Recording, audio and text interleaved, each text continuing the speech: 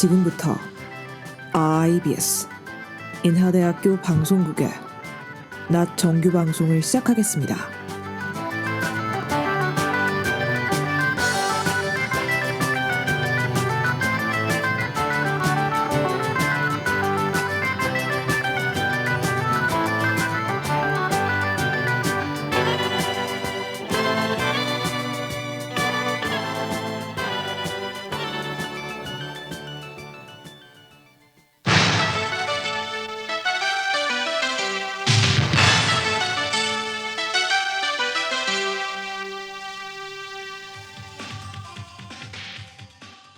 IBS는 안 뉴스입니다.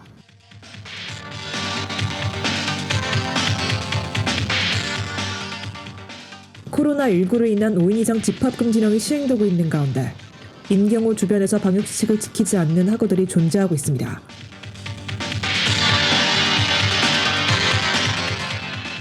시험 부정행위와 관련된 신고 및 제보 서비스가 운영됩니다.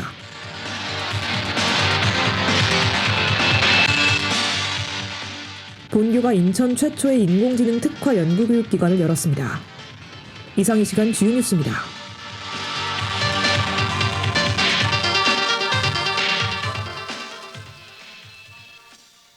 첫 번째 소식입니다. 코로나19로 인한 5인 이상 집합금지령이 시행되고 있는 가운데 인경호 주변에서 방역수칙을 지키지 않는 학우들이 존재하고 있습니다.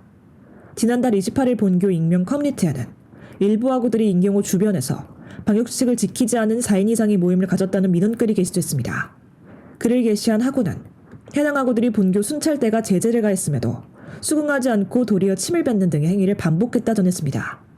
뿐만 아니라 모임을 가진 후 인경호 주변에 각종 쓰레기를 무단 투기하여 인경호를 사용하는 다른 학우들에게 피해를 끼쳤다 밝혔습니다. 소식을 접한 학우들은 코로나19가 잠식되지 않은 상황에서 방역수칙을 지키지 않은 일부 학우들에 대한 아쉬움을 표했습니다. 다음 소식입니다. 시험 부정행위와 관련된 신고 및 제보 서비스가 운영됩니다. 본교는 지난달 12일부터 2주간 온라인 중간고사를 실시했으나 일부 강의에서 부정행위와 관련된 민원글이 끊이질 않았습니다. 이에 본교는 부정행위가 타인의 정직한 노력을 무의미하게 만드는 행위라며 부정행위에 대해 제보를 받고 철저한 조사를 시행할 것을 예고했습니다. 소식을 접한 학우들은 이번 신고 서비스를 통해 부정행위가 단절돼 공정한 시험이 진행될 것이라는 기대감을 보였습니다. 해당 부정행위 신고 서비스는 신고자에 대한 철저한 익명 보장을 원칙으로 하며 문의된 제보에 대해 상벌위원회의 증거로 사용될 예정입니다. 다음 소식입니다. 본교가 인천 최초의 인공지능 특화 연구교육기관을 열었습니다. 지난 23일 교내 정석학술정보관 국제회의장에서는 인공지능 융합연구센터 개소식이 개최됐습니다. 인공지능 융합연구센터는 인천 최고의 인공지능 특화 연구교육기관이며 핵심 기술과 산학협력 공동기술을 개발하고 예측지능 플랫폼을 구축할 계획입니다. 또한 해당 연구센터는 고성능 GPU 서버를 도입해 교육과 연구에 필요한 다양한 프로그램과 인공지능 컴퓨팅 환경을 지원할 예정입니다.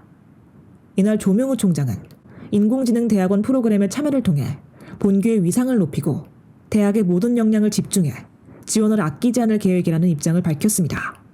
다음은 간추린 행사 소식입니다.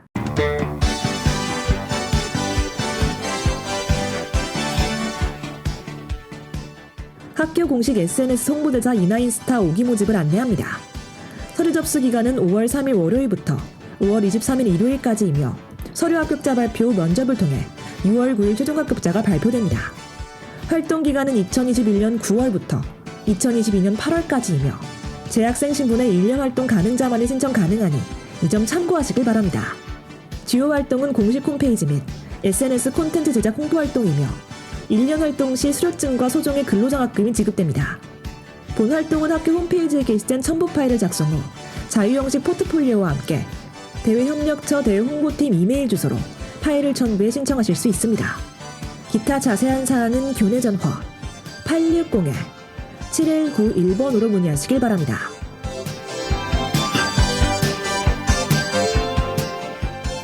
(2021학년도 1학기) GEE 프로그램 이용을 안내합니다.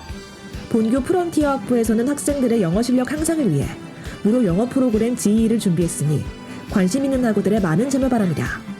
운영기간은 3월 8일부터 5월 27일까지 총 10주간 진행되며 코로나19로 인해 온라인 운영이 불가피한 점 참고하시길 바랍니다. 프로그램에 대한 별도의 접수는 없으나 잉글리시 클리닉 활동의 경우 5월 25일 접수가 마감될 예정입니다.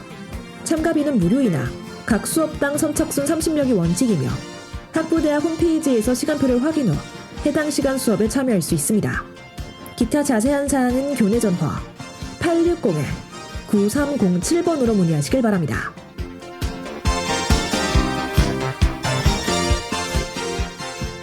(2021학년도) 서울희망대학 장학생 선발을 안내합니다. 신청 기간은 5월 4일 화요일부터 5월 14일 금요일까지이며 장학금액은 등록금 범위 내 학기당 50만원 또는 100만원이 지원될 예정입니다.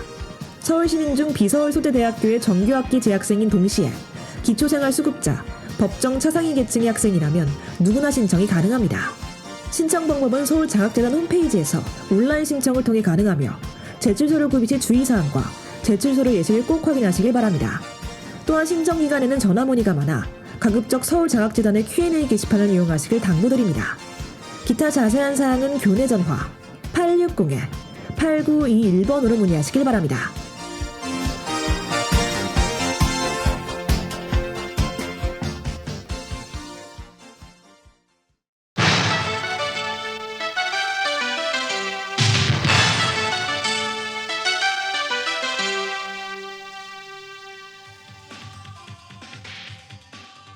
지금까지 IBS 낮뉴스의 이유진이었습니다.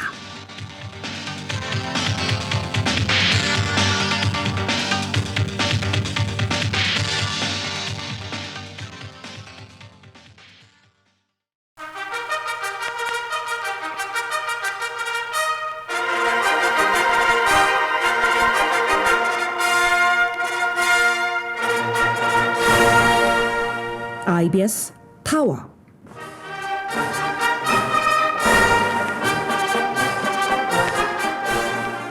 바르고 빠른 뉴스, 공정한 논평, IBS 타워. 매주 월요일 낮 본 방송국 기자들의 발빠른 취재를 통해 학내외 주요 쟁점 사안을 심층 보도해드리는 IBS 타워. 이 시간 진행해 이유진 앵커입니다.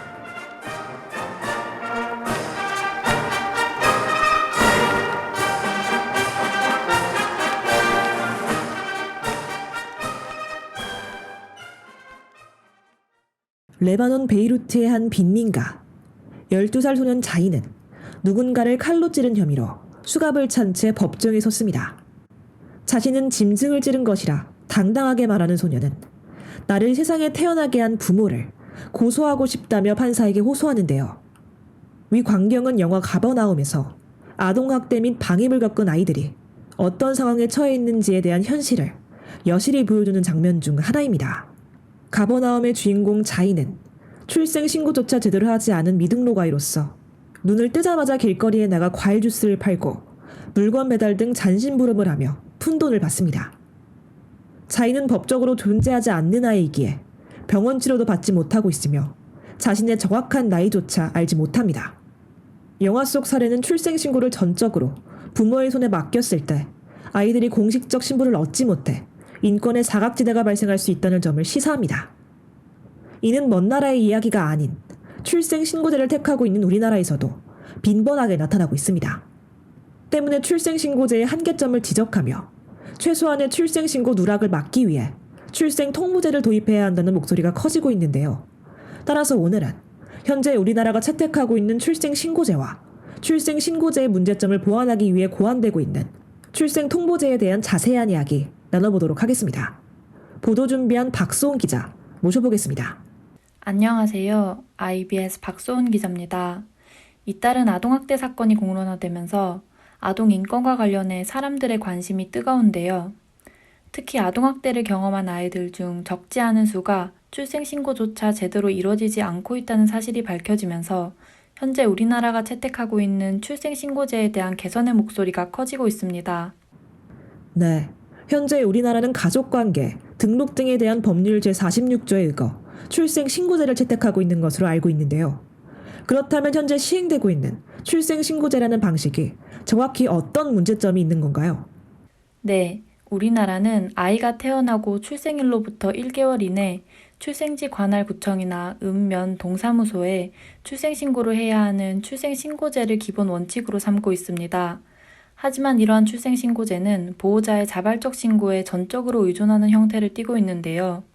출생 등록이 되지 않으면 법률상 신분 증명이 어려워지며 건강보험도 가입할 수 없음에도 불구하고 출생 신고에 대한 정부의 적극적인 감독 체제가 아직 미흡하다는 지적이 나오고 있습니다.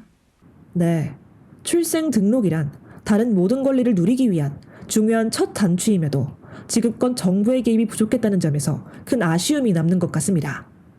하지만 현재까지 큰 잡음 없이 시행돼 왔던 출생신고제가 최근에 와서 많은 사람들에 의해 법안 개정의 강력한 요구를 받고 있는데요. 출생신고제에 대한 문제점이 수면 위로 드러나게 된 계기는 무엇인가요? 출생신고와 관련된 이슈는 2021년 1월 8일 인천 미추홀구에서 발생한 미추홀구 8세 아동 사망 사건에 의해 삽시간에 공론화되었습니다.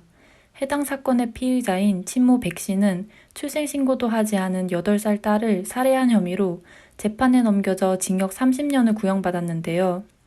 해당 사건의 피해자인 8세 아동은 법적 이름이 없어 사망 진단서에도 무명료로 기록되어 많은 이들에게 안타까움을 사기도 했습니다. 아동 출생신고 문제는 불법, 탈법적인 입양 문제로도 연결될 수 있어 이와 관련해 적극적인 해결 방안이 필요할 것으로 보입니다. 뿐만 아니라 유엔 아동권리협약 제7조에서는 아동이 출생 후 즉시 등록돼야 함을 시사하며 출생신고에 대한 중요성을 강조하고 있는데요.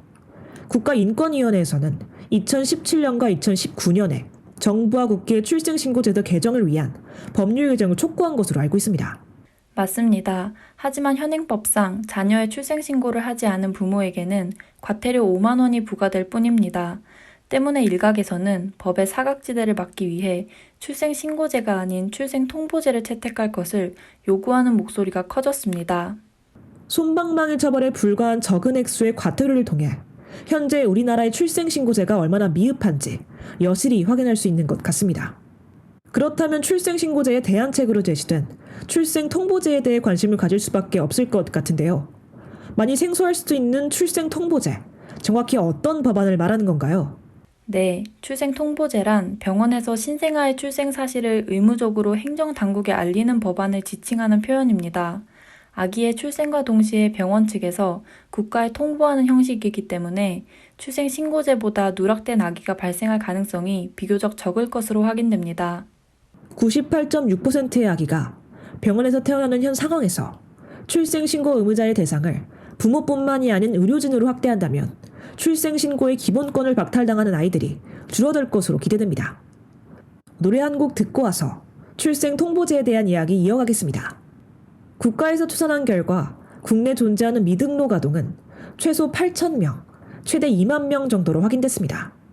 이렇게 출생신고에서 누락된 아이들은 예방접종 등 의료 혜택이나 의무교육을 받지 못하고 방치될 뿐만 아니라 각종 범죄에 노출되기도 하는데요. 그렇다면 현 상황에서 출생통보제는 꽤나 환영받는 법안이 될 수 있을 것으로 예상됩니다. 맞습니다. 현행 법률에서 혼인 외 출생자는 친모에게 출생신고 의무를 지우기 위해 미혼부에 의한 출생신고의 과정은 복잡한 절차를 통해 이루어지는 것으로 확인됩니다. 물론 현행법상 부모가 출생신고를 할 수 없는 상황을 대비해 동거하는 친족, 분만에 관여한 의사, 검사와 지방자치단체장이 출생신고를 할 수 있는 규정이 존재하지만 그 과정이 결코 쉽지 않습니다. 하지만 출생통보제가 시행된다면 복잡한 과정들을 간소화하는 동시에 출생신고에 누락되는 아이들을 최소화할 수 있다는 장점이 존재합니다. 네. 하지만 출생통보제가 출생신고제의 문제점을 충분히 보완할 수 있음에도 불구하고 법 제정이 쉽지 않은 것으로 보이는데요. 일각에서는 출생통보제 한계점을 지적하며 출생통보제를 반대하고 있다 들었습니다. 맞습니다. 실제 2019년 이찬열 의원은 출생통보제를 실질적으로 담고 있는 이른바 투명인간 방지법을 발의했는데요. 하지만 산부인과계 측에서는 출생통보제 도입에 강하게 반발하는 움직임을 보였습니다. 이유인 즉슨 출생통보제가 의료인의 일방적인 희생을 강요하는 법안이라는 것인데요. 산부인과 의사회에서는 의료기관은 행정기관이 아니며 의료기관에게 새로운 행정 업무를 대신하게 하는 것은 공무원법에 반하는 위헌적 법률이라 지적했습니다. 그렇군요. 실제로 출생통보제가 도입되게 되면 법적 출생신고 의무자인 의료인의 업무가 이전에 비해 크게 늘어날 것이라는 건 부정할 수 없을 것 같습니다. 혹시 의료계의 불만 외에도 따로 지적되는 출생 통보제의 다른 문제점이 있나요? 네, 우선 출생신고가 병원에서 이루어지는 만큼 출생신고를 회피하려는 이들이 병원 밖에서 위험하고 탈법적인 출산을 할 가능성도 존재합니다. 또한 일각에서는 현재 발생하고 있는 영유아 사례와 유기는 애초에 산모가 영아를 직접 양육할 생각이 없기 때문에 의료기관을 통하지 않는 출산이 상당수라 법적 효력이 없을 것이라 지적하기도 했습니다. 네. 그렇다는 건 출생 통보제 역시 의료기관과의 충분한 협의 및 추가적인 해결 방안이 필요한 것으로 보입니다. 노래 한 곡 듣고 와서 남은 이야기 살펴보도록 하겠습니다. 앞서 언급했듯이 출생 통보제를 도입하게 된다면 출산 사실을 숨기고 싶은 산모가 병원을 기피하고 탈법적인 출산을 할 가능성이 있는데요. 그렇다면 이러한 문제점을 해결하기 위해 논의되고 있는 방안이 따로 존재하나요? 네, 출생통보제의 경우 우리나라 외 여러 선진국에선 이미 시행되고 있는 법안 중 하나인데요. 출생통보제를 시행 중에 있는 국가에서는 출생통보제로 초래될 수 있는 문제점을 방지하기 위해 비밀출산제를 함께 도입하기도 합니다. 비밀출산제란 실명으로 출산을 하기 어려운 산모가 신원을 노출하지 않고 아이를 낳을 수 있도록 하는 제도를 말합니다. 해당 법안은 아이를 제대로 키울 수 없는 환경에 놓인 부모가 홀로 아이를 출산해 유기하는 것보다 이들에게 익명성을 보장해 아동의 권리를 증진시키고자 하는 취지를 담고 있습니다. 네. 비밀 출산제가 추가로 도입된다면 익명으로 아이를 낳을 수 있기 때문에 산모가 병원을 기피할 이유가 줄어들 것으로 보입니다. 뿐만 아니라 산모의 익명성을 법적으로 약속하고 있기 때문에 산모가 양육을 포기할 경우 지자체 등이 바로 개입할 수 있다는 점에서 아동 권리 증진에 효과적일 것으로 추측되는데요. 맞습니다. 하지만 비밀출산제 도입에 앞서 충분한 사회적 논의가 필요합니다. 비밀출산제를 허용하게 된다면 오히려 정부를 믿고 아이 양육을 쉽게 포기할 가능성이 높아지기 때문입니다. 그렇군요. 한편 앞서 이야기 나눴듯이 의료계 측은 출생 통보제에 대해 부정적인 시각을 갖고 있는 것으로 확인되는데요. 만일 출생 통보제와 동시에 비밀 출산제까지 도입된다면 의료계가 짊어져야 할 부담감이 더 커질 것으로 예상됩니다. 네, 산부인과 의사회에서는 비밀출산제 역시 문제가 많은 법안이라 지적합니다.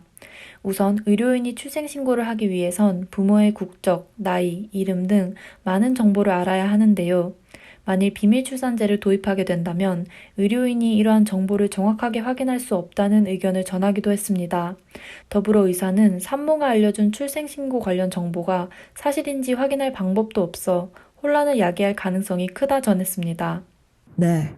그렇다는 건 출생 통보제와 비밀 출산제 역시 모든 문제점을 해결할 수 있는 완벽한 제도라 하기에는 미흡한 점이 있는 것으로 보입니다. 그렇다면 현재 출생 통보제를 도입하고 있는 다른 국가들은 어떤 방향으로 법안을 이끌어가고 있는지 궁금합니다. 현재 출생통보제를 시행하고 있는 나라는 대표적으로 영국, 독일, 프랑스, 뉴질랜드, 태국이 있습니다. 독일의 경우 출생 일주일 안에 병원이나 조산원이 신분청에 출생을 신고하거나 임신 상담소에 출산을 통지합니다. 그리고 영국의 경우 병원이 36시간 안에 호적사무소에 출생 사실을 고지해야 함을 법적으로 의무화하고 있습니다. 지적되는 한계점이 있지만 법의 사각지대를 최소화할 수 있다는 큰 장점이 있기에 많은 나라에서 출생 통보제를 채택하고 있는 것 같습니다. 남은 이야기는 노래 한 곡 듣고 와서 이어가도록 하겠습니다. 전남 여수 영아 사건과 구미여 아동학대 사망 사건 등 출생 미신고 아동이 부모의 방임과 학대로 숨지는 사건이 계속해서 발생하는 가운데 출생 통보제를 시급히 도입해야 한다는 사회적 요구가 높아지고 있습니다. 그렇다면 우리나라의 경우 출생 통보제 도입에 어떤 입장을 취하고 있나요? 네, 우선 출생통보제에 대해 현 정부는 상당히 적극적인 태도를 보이고 있습니다. 정부는 2019년 포용국가 아동정책과 2020년 제2차 아동정책 기본계획 등에서 출생통보제를 도입하겠다는 계획을 발표하기도 했는데요. 뿐만 아니라 지난달 30일 유니세프 한국위원회 국제회의실에서 출생통보제 도입 촉구 간담회를 개최하기도 했습니다. 그렇다는 건 우리나라가 출생 통보제를 기본 원칙으로 제정할 가능성이 매우 높을 것으로 해석됩니다. 출생 통보제 도입과 관련해 의료 당국 및 이해관계에 있는 당사자와의 합의를 통해 최선의 방안이 마련되기를 바랍니다. 마지막으로 오늘 출생 신고제 및 출생 통보제와 관련된 내용을 조사하면서 느낀 점이 있었나요? 네, 이번 사건을 조사하면서 저는 완전 무결한 만능의 법안은 존재할 수 없다는 점에 대해 다시 한번 생각해 볼 수 있었던 것 같습니다. 출생신고제에 대한 대안으로 내놓은 출생통보제, 그리고 이를 보완하기 위해 도입된 비밀출산제, 각자 저마다의 장점이 있고 동시에 단점이 있다는 것이 크게 와닿았던 것 같습니다. 어떤 기준에 따라 해결 방식을 선택할 것인지는 개인의 몫입니다. 다만 이번 법안의 경우 아동의 복리와 밀접하게 맞닿아 있다는 점에서 하루빨리 법망에 위태롭게 걸려있는 아이들을 구제할 수 있는 최선의 법안이 마련됐으면 하는 바람입니다. 지금까지 IBS 박소은이었습니다. 금주의 앵커 브리핑을 시작하겠습니다. 아이들의 생일을 찾아주세요. 출생통보제 도입 촉구 운동을 진행하고 있는 비영리 단체 보편적 출생신고 네트워크에서 내건 슬로건 문구입니다. 출생신고를 할 수 없어 생일조차 없는 아이들, 세상의 그림자로 살아가는 아이들은 등록되지 않았다는 이유로 사회에서 없는 존재가 되었습니다.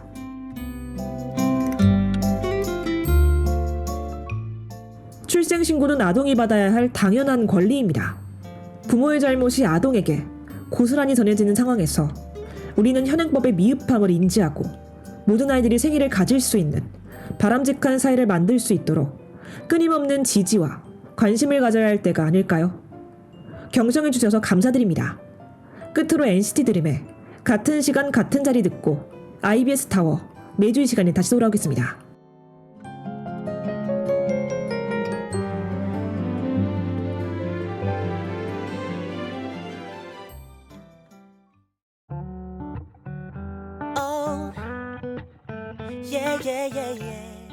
지금까지 제작의 박소은, 기술의 정재홍, 진행의 전 이유진이었습니다. 고맙습니다. 마음 같아선 보이는 벤치마다 잠시 앉았다가 가고 싶은데. 지금까지 여러분께서는 IBS 인하대학교 방송국의 낮 정규 방송을 들으셨습니다. 인하대학교 방송국은 아침 방송 8시 15분부터 8시 45분까지, 낮 방송 12시 15분부터 12시 55분까지 하루 1시간 10분 동안 음악, 교양, 보도 등 다채로운 프로를 방송하고 있습니다. 본 방송국에서는 노래를 소통하는 화배로 정하고 항상 열린 마음과 노력하는 자세로 인하인과 함께하는 방송을 만들기 위해 최선을 다하고 있습니다.